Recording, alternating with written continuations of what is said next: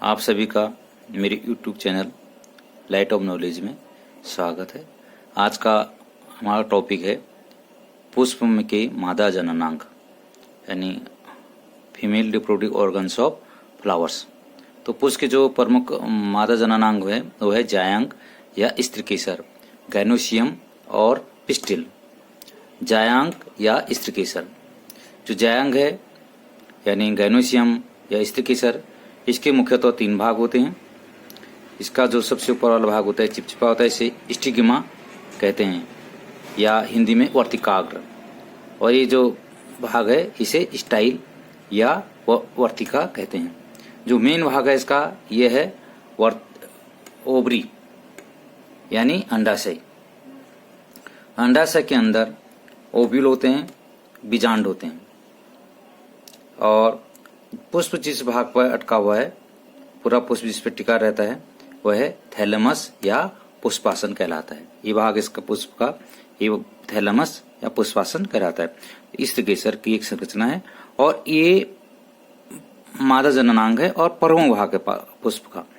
यानी जैसे नर जननांग है पुंकेसर या एंड्रोसियम, उसी प्रकार से मादा जननांग है पुष्प में गैनोसियम और पिस्टिल।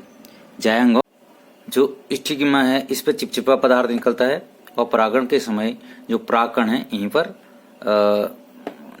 यहाँ पर चिपकते हैं और यहाँ से अंकुरित होकर ये निषेचन के लिए बीजांड तक पहुँचते हैं। और ये बीजांड ही बाद में निषेचन के बाद बीज में विकसित होता है। अब हम इसकी जब एक संरचना देख रहे हैं तो यही भाग की संरचना, यदि हम बीजांड की संरचना देखें तो बीजांड की जो यदि एक लंबवत काट है, प्रारंभिक बीजांड का लंबवत काट है, इस संरचना को देखें तो ये बीजांड की संरचना है। और बीजांड जो पुष्प है उसका गुरु बीजांडधानी है। यह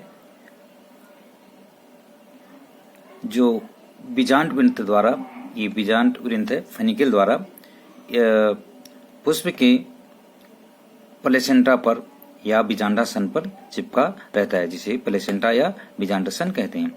जिस स्थान पर ये बीजांड वृंत बीजांड से जुड़ता है उस भाग को हीलियम या नाभिका कहते हैं। ये भाग है जहाँ पर ये फनिकल यानी बीजांड वृंत बीजांड से चिपका है। ये भाग आपका हीलियम है या नाभिका, हिंदी में नाभिका कहेंगे। बीजांड का जो प्रमुख भाग है वह है न्यूक्लियस है। ये एक आवरण से घिरा हुआ होता है बीजांड, जिसे इंडिजमेंट या अध्यावरण कहते हैं। और इसके पूर्ण विकसित उसमें बीच में इसमें एम्ब्रियोसेक यानी भ्रूणकोश होता है, जो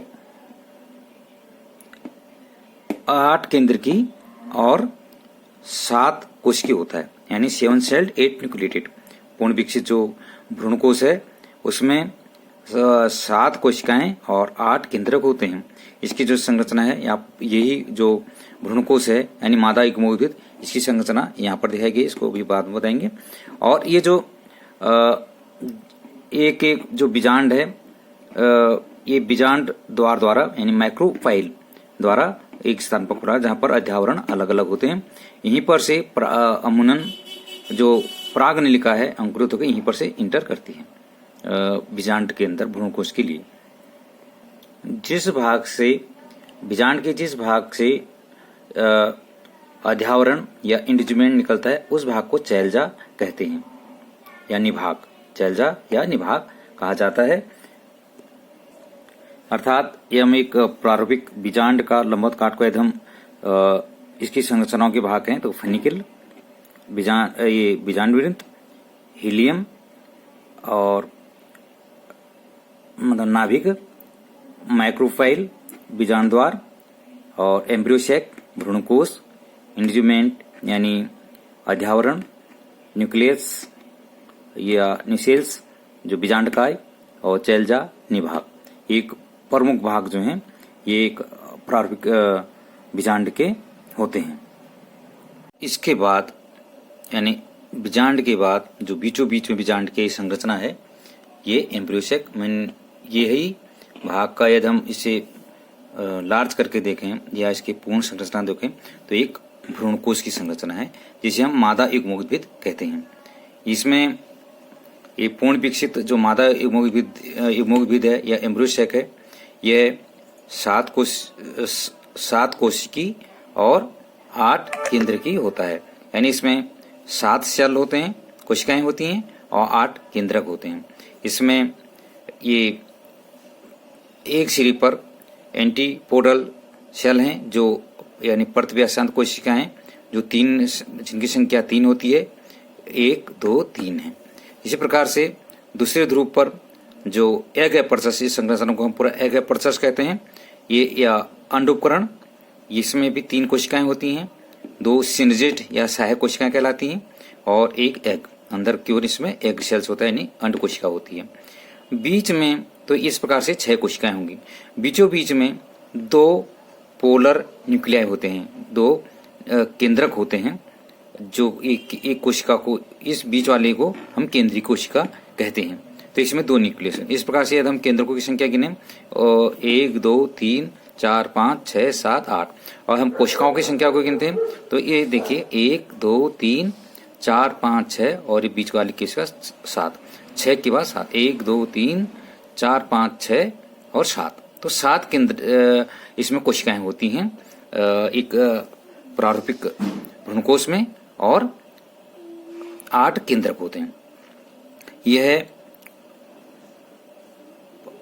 आवर्तबीजी पादों में मादा युग्मोद्भिद कहलाता है। इसमें सभी कोशिकाओं में जो गुणसूत्रों की संख्या है वो है हैप्लॉइड होगी, यानी आधी होगी, n नंबर गुणसूत्रों की संख्या जो अन्य सेल्स हैं कई कोशिकाओं के आधी होंगी। और अब हम ये जानेंगे कि जो जायांग है या स्त्रीकेसर गैनोसियम है, इसके कौन से भाग किसमें डेवलप होंगे। स्टिग्मा और स्टाइल अमूमन गिर जाते हैं, सूख के। ओवरी जो है वह फल के रूप में विकसित होता है और ओव्यूल बीज के रूप में विकसित होते हैं। और अब निषेचन की बात, और जो इसमें यदि हम इसको देखें, ये बीजांड है, ये बीजांड आपका बीज के रूप में विकसित हो जाता है। और इसमें जो भ्रूणकोश है इनकी कौन से भाग किस रूप में विकसित होंगे। जो एग सेल है निषेचन के बाद यह भ्रूण में डेवलप होता है, एम्ब्रियो में, और ये भाग नष्ट हो जाते हैं, ये एंटीपोडल सेल्स भी नष्ट हो जाते हैं। और जो पोलर न्यूक्लिया हैं ये निषेचित होकर, यानी यहाँ द्विनिषेचन की क्रिया होती है, त्रिसंलयन की क्रिया होती है। एक केंद्रक इस अंड को निषेध करता है, ये 2n में चेंज हो जाएगा जो आप आगे पढ़ेंगे। और ये जो 2 केंद्रक हैं और ये नर केंद्रक इसको निषेध करता है, तो यहाँ पर 3 केंद्र आपस में मिलते हैं, इसलिए त्रिसंलयन कहलाता है। और क्योंकि यहाँ पर जो 2 नर केंद्रक 2 बार निषेचन की प्रक्रिया करते हैं, एक अंड को निषेध करते हैं और दूसरी बार यानी संलयन, और दूसरी बार इन पोलर न्यूक्लिया के साथ संलयन करते हैं। तो इस प्रकार से इस घटना को, क्योंकि 2 बार निषेचन की क्रिया हो रही है, तो इस घटना को द्विनिषेचन कहते हैं। और ये आवर्तबीजी पादपों की एक प्रमुख पहचान है। यह केवल आवर्तबीजी पादपों में पाया जाता है, यानी द्विनिषेचन, त्रिसंलयन, डबल फर्टिलाइजेशन और ट्रिपल फ्यूजन जो है ये केवल आवर्तबीजी पादपों में पाया जाता है। तो आप इनका फ्यूचर देखें या भविष्य देखें, जो एग सेल्स है वह भ्रूण में डेवलप हो जाता है, यानी बीजांड तो बीज में होता है, बीज में बीजांड बीज में होगा, लेकिन बीच में जो इसके अंड है वह किस में, वह है भ्रूण में परिवर्तित हो जाता है। और जो ये द्वितीयक केंद्र थे, पोलर न्यूक्लिया हैं, ये इनमें जो इनकी कोशिकाएं जो विकसित होती हैं उनमें 3n गुणसूत्रों की संख्या 3n होती है, यानी त्रिगुणित होते हैं। और ये भ्रूणपोष का निर्माण करते हैं जो इस डेवलप होते हुए भ्रूण को भोजन प्रदान करते हैं। जो भ्रूण डेवलप होगा जिस समय, उस समय ये जो भ्रूणपोष है वह इस भ्रूण को पोषण प्रदान करता है। जैसे नारियल का पानी है वह भ्रूणपोष है। कई बीजों में जो हम खाते हैं भोजन, वह भ्रूणपोष ही है। तो भ्रूणपोष यानी एंडोस्पर्म जो भ्रूण है उसको भोजन देता है। भ्रूणपोष अलग चीज है, भ्रूणकोष अलग चीज है। EBR है, एम्ब्रियोसेक एंड एंडोस्पर्म।